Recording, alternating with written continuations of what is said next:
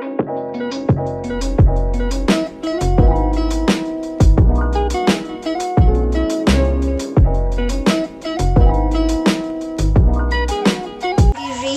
back with another video. It's poetry time with an explanation at the end of the video, so stick around to know the full meaning of the poem and to know the experience that inspired this poem. So let's begin. It's a rainy day and it's a cold day. It's kind of gloomy today. This is one of the days I feel like just talking a little bit before I begin the poem, because it's just boring today and kind of gloomy, and it's been raining since I woke up. This is one of those days I appreciate not having a 9-to-5 job, but I still have to work regardless. One of the days I appreciate having to work indoors. So let's begin. The poem is called But a Naive Girl. I did narrate this poem on TikTok, but it's one of those long poems that I appreciate not having just on my YouTube channel, because it's a bit long and I didn't explain it. And like I said, I'm gonna leave the short poems for TikTok and the long ones for YouTube. Okay, so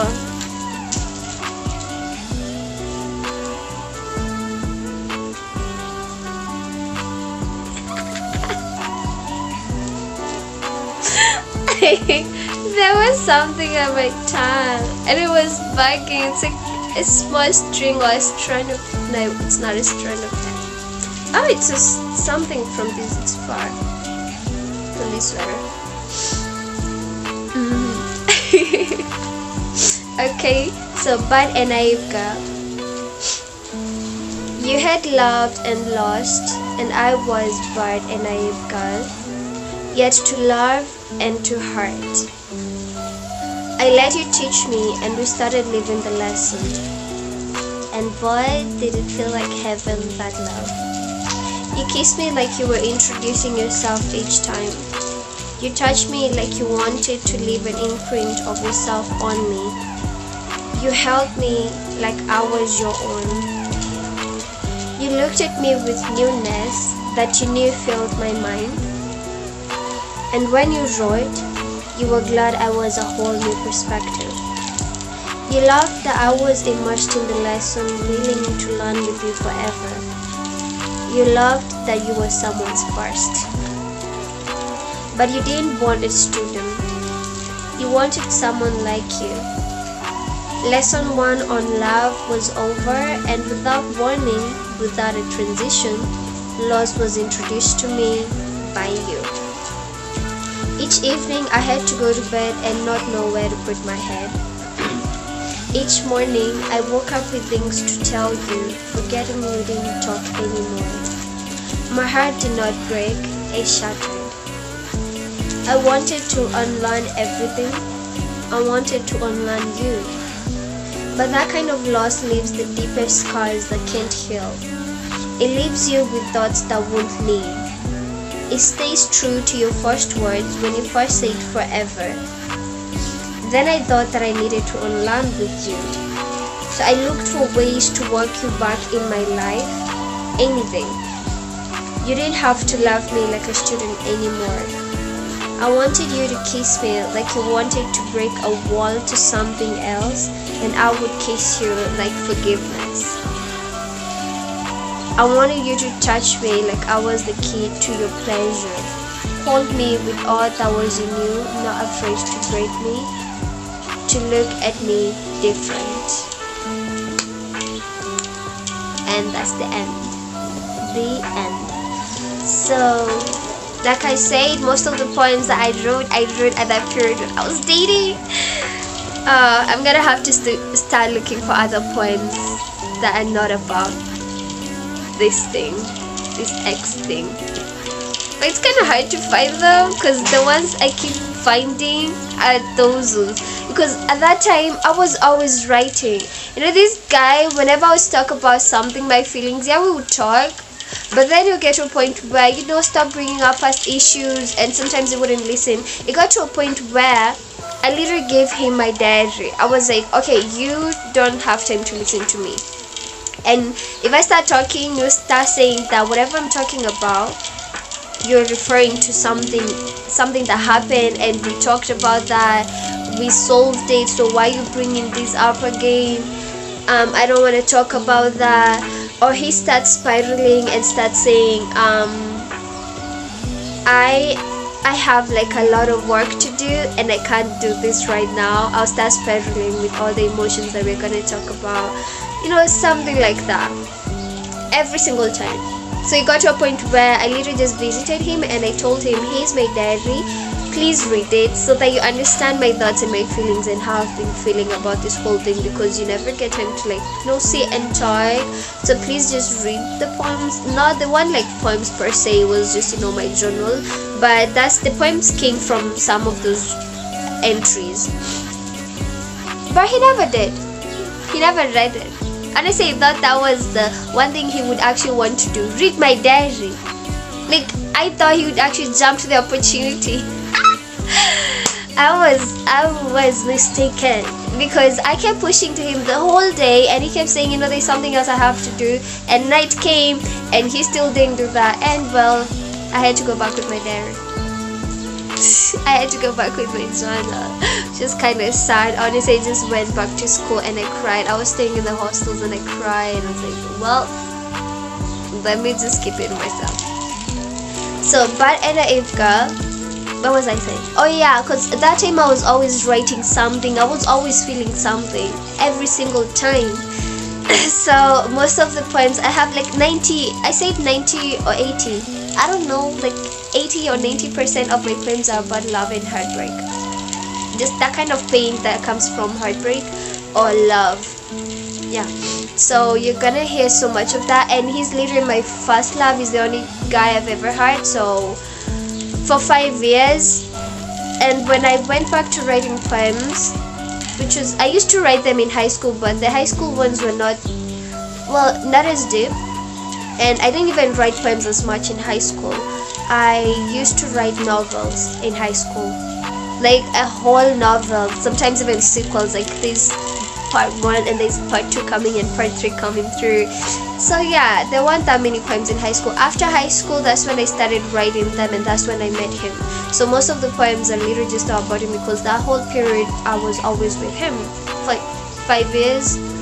And yeah, so now I'm trying to justify the fact that when I come here and you get to hear poetry time, I just end up talking about him.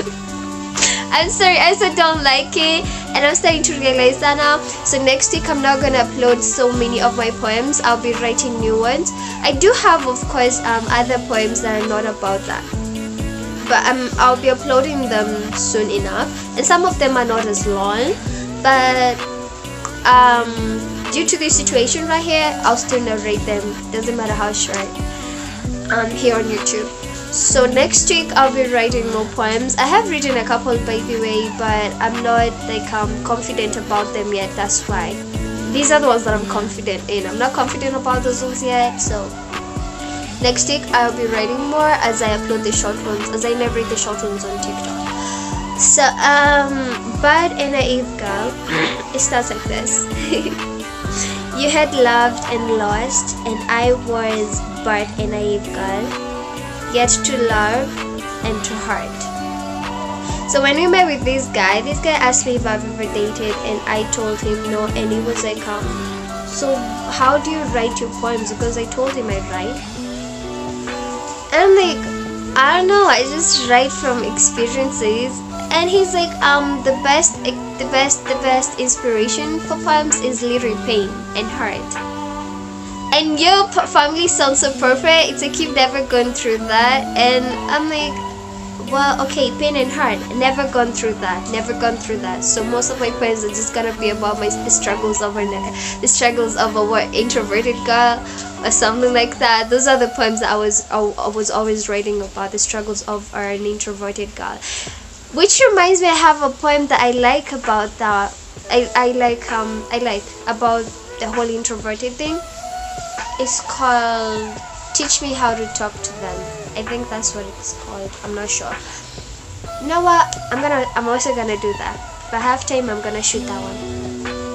So yeah, that's what I was used to write about. And so this guy tells me, well, you have to feel pain and hurt. You have to, like, experience pain and hurt. It's literally the best teacher. Some of the most intense experiences are born from pain and hurt, and some of the best poems, amazing art is kind of born from that.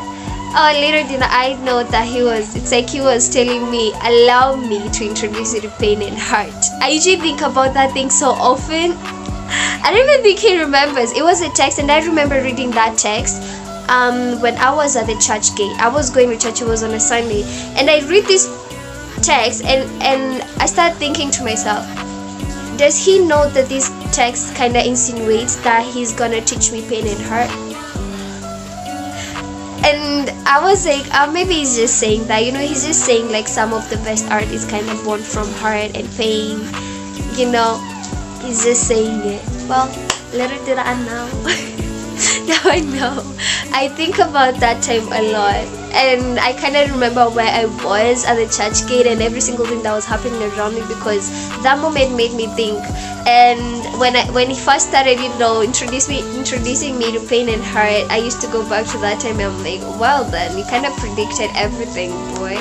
So anyway, so that is why I say you had loved and lost like him. He had like a bunch of exes, and I was but a naive girl, yet to love and to hurt. So this was me yet to fall in love, because it was my first love, and yet to hurt. I don't know why I felt like I also wanted. Okay, you know what? Whatever. I let you teach me, and we started living the lesson. So I let him teach me all about the world, all about love, and he used to teach me like so much stuff. He had been out there. He had experienced life and heartbreak and issues with literally everything, family, all that kind of stuff, and I was yet to ever go through something as heavy. So that is why I call myself here as a naive girl. I was a naive girl, by the way. And why did it feel like heaven, that love? The period after you get into a relationship with someone, that period is usually the honeymoon phase. So it felt like heaven. I felt like Nikon Mefrika. I had found the one. You kissed me like you were introducing yourself each time. Okay. You touched me like you wanted to leave an imprint of yourself on me. That is how you can, this was my interpretation of our moments together, because it was nice at first. You held me like I was your own. And I'm saying this, you held me like I was your own, because I never felt like I was ever his, honestly. He was everyone else's, and everyone else who he was artistic and he liked was his too. So, yeah. I never felt like I was his per se. I felt like what was his was the whole experience of dating a naive girl, teaching her new things and all that kind of stuff. So what was his was the experience, just not me. You looked at me with newness that you knew filled my mind. You look at me with newness, because at the time everything was just new to me. Everything we're doing was new to me. Even communication, I was literally bad at communication at first, because we would meet and he would be on talking the whole time, not sure what to say to him, still looking, at first, I kind of just try to observe someone and I listen to you rant, and then in my mind I'm trying to think of what to say to you, trying to learn your character so I can know what to say, align my words to your character, align my words to your mood, your emotions, every single thing. And I was like terrible at communication, and he was always like, you need to talk sometimes. And when you wrote, you were glad I was a whole new perspective, because he was a writer too, and he used to write about experiences with his exes and life and his emotions mostly. So when he wrote about me, he was glad that I was a whole new perspective, because I was literally new to everything else he was telling me, teaching me, showing me. Yeah. You loved that I was immersed in the lesson, willing to learn with you forever. Well, we just say, this thing forever, me and you forever. So yeah. And I was willing to go all the way with him. I was willing to learn forever with him. And he loved that I was fully immersed in that lesson. The lesson here is the love journey. Okay. You loved that you were someone's first. Like I said, I don't think that he was all about me. It was more about the experience. I don't know. Honestly, I don't know. But you didn't want a student. You wanted someone like you. I came to this conclusion that he just didn't want someone new to this, someone who's a student, because when you're new to it and he's not, you're the student. And that's not what he wanted. I feel like, I don't know what he wanted. I'm not him, but this is how I was thinking at the time when I was writing this poem, because every single experience with him, when I was trying to learn something, he would go and mess it up by doing something stupid. So I just thought, he's just doing this for the sake of it, for experience or for inspiration. I don't know. that's a new law, honestly. I don't know. He wanted someone like you. I feel like he needed someone who was as wildly calm. I don't know how to put it, because he was a bit wild and he was calm at the same time. And as experienced as he is, as all that kind of stuff. Someone who was not new to this thing. Someone who would love him the way he loved, with experience. Lesson 1 on love was over, and without warning, without a transition, loss was introduced to me by you. So I call it a lesson because of that text that he sent that day, and I felt like he was about to teach me. He was about to teach me about pain and hurt and loss. But then he also mentioned loss that day in that text. So that is why I call it a lesson, because when I go back to that text, everything that happened after that text was more like a lesson. Let me teach you pain and hurt and loss. So yeah, that's why I'm calling it a lesson. So lesson 1 on love was over. Where am I? Was over, and without warning, without a transition. These things never come with warning. Character development never comes with warning. Loss was introduced to me. So love was over, and now it was time to be introduced to loss by him. Each evening, I had to go to bed and not know where to put my head. Each morning, I woke up with things to tell you, forgetting we didn't talk anymore. It's not even about like each morning, it was like a new dawn to something. And let's say, like, for example, I'd be walking somewhere and I see something nice that I know he would love, or some very funny thing happening, and I want to just take my phone and call him and tell him about this thing, or tell him about the new anime that I just saw, because he loved anime too. Tell him about something new that I just found out, and then I just remember, oh right, I'm not supposed to do that, we don't even talk anymore. My heart did not break. Like how you just see something and you're like, oh, he would have loved this. Oh, you guys, when you break up with someone and you see something pretty and you're like, my ex would have loved this. Yeah, something like that. It went on for like a while, but this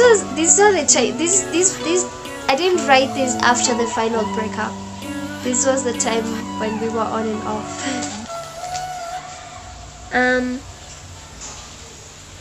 My heart did not break, it shattered. I wanted to unlearn everything. I wanted to unlearn you. I wanted to unlearn everything you was teaching me, because honestly, if you was teaching me to be like him, then I didn't want that. I wanted to unlearn you. By unlearning him, unlearning his ways, unlearning his character, unlearning his personality, I would unlearn the whole of him, and I would learn to forget him. That's all I wanted, honestly.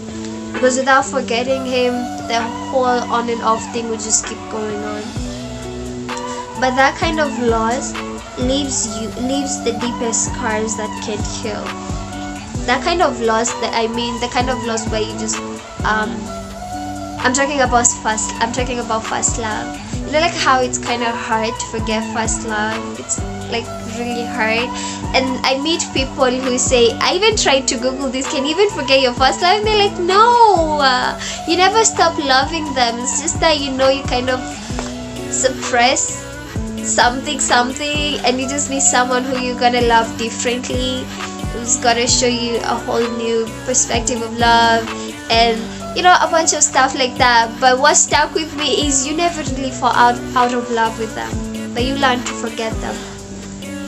And then like, is that why you just see them after a while and everything comes back rushing to you after you thought you forgot them? Because that used to happen to me a lot. And that is why even when we'd break up, I would take like a long break and without him, and when he shows up to like say something or apologize, by the end of that we're back together. So I wanted to unlearn you. But that kind of loss leaves the deeper scars that can't heal. It leaves you with thoughts that won't leave. Memories from your first love, they never leave, honestly. It's not like memories, you know, some memories leave, but memories from first love, like if you ever had that genuine first love. Why am I even saying junior? Okay, that very intense first love, that's kind of hard to forget. So the thoughts of it just never kind of leave you, and sometimes if I feel like I healed from it, I did heal from that, but sometimes you end up, it just crosses, if something else reminds you of that, you kind of end up just going back to that time and thinking about it, and then you end up asking the same questions again. It won't hurt you asking the questions as before because you've kind of healed, but you'll still kind of ask them. And yeah, and you know, first love is kind of what affects every other relationship that you have afterwards. Again, if it was that intense first love, and at first millions are like puppy love, hey, that puppy love for making these stupid things. It stays true to your first words when you first say it forever. So what I mean by it stays true to your first words when you first say it forever, you know how, like I said, how you just say it's me and you forever, I'm gonna stick by you forever, let's stay like this forever. So even when you're kind of including the forever aspect of it in your union, you're also including the hurt and the heartbreak, the pain. So I thought when I first promised him forever and he promised me forever, that's why the thoughts wouldn't leave. Now the thoughts are just gonna stay there forever too, you know, and the pain is gonna be there forever too, you get? Because this time I was trying to move on, and honestly I could not. It was painful. It was painful to even work or even do anything. It stays true to your first words when you first say forever. Then I thought I needed to unlearn with you, because you're the one who told me everything. You put me in this situation, take me out of it, which is like a very bad decision, terrible decision, but I was still in love, and you can never advise anyone who's in love. I couldn't even advise myself, bro. Like, my heart, I couldn't even advise my heart at the time. I looked for ways to work you back in my life. Anything. You didn't have to love me like a student anymore. So this is me coming back strong. You know, I know all these things now. I'm experienced. I'm not a student anymore. So now we can try this thing again. But I'm not a student. We are both just learning. We are both teaching each other. Maybe it's gonna work differently this time if it's like that. I wanted you to kiss me like you wanted to break a wall to something else, not to kiss me like you were trying to teach me how to kiss me. You get? Yeah. I would kiss you. I would kiss you like forgiveness. Well, forgiveness for that you did. Obviously, you get that part. I wanted you to touch me like I was a kid, your pleasure. Hold me with all that was in you, not afraid to break me, because this is not the naive me anymore. This is a whole new, stronger version of me. To look at me different. To look at me different, not look at me the same way you used to, because probably if you look at me the same way you used to before, it's gonna take you back to you doing all that you used to do, all the stupid stuff that you used to do. Or you know what, like maybe probably you did all of that because you weren't really in love with me. You were just always busy trying to be the teacher to this girl who's trying to learn stuff about love, about pain, about loss, about the world. So if you probably won't look at me, if you don't look at me that way, maybe it's gonna make you stay. You get? Again, I don't know if I'm making sense, but oh well. So that was the poem, Bad and Naive Girl. Stopped raining. No, it's drizzling too. Today's kinda gloomy. I wish I had friends I would have invited, like, you know, friends I can invite over and just watch movies and eat snacks the whole day. But it's not possible. Well done. I don't know, I feel like talking more and more. I just stay here and talking and ranting and venting. Ow. Oh my god, I feel like I'm actually talking to an actual person. Like when I started shooting this stuff, it wasn't like easy at first, and I tried a couple of times to shoot, but I'll end up deleting them. But now it feels like I'm talking to a therapist. Sometimes it feels like I'm talking to my best friend. Sometimes it feels like I'm talking to my friends. Sometimes it feels like I'm talking to myself when I'm trying to advise myself or talk myself out of something. So you kind of get addicted to this, and I feel like every single time I feel something, I feel like I just want to come, put my phone here and start ranting and start telling you people how my day is going. But I can't do that. So yeah, so I feel like right now is literally the perfect time to do all of that, because it's kind of gloomy and it's a slow day, and yeah, but I still have stuff to do. So bye, love you all, thank you for staying at the end of the video. Also subscribe if you haven't subscribed, please. Bye bye.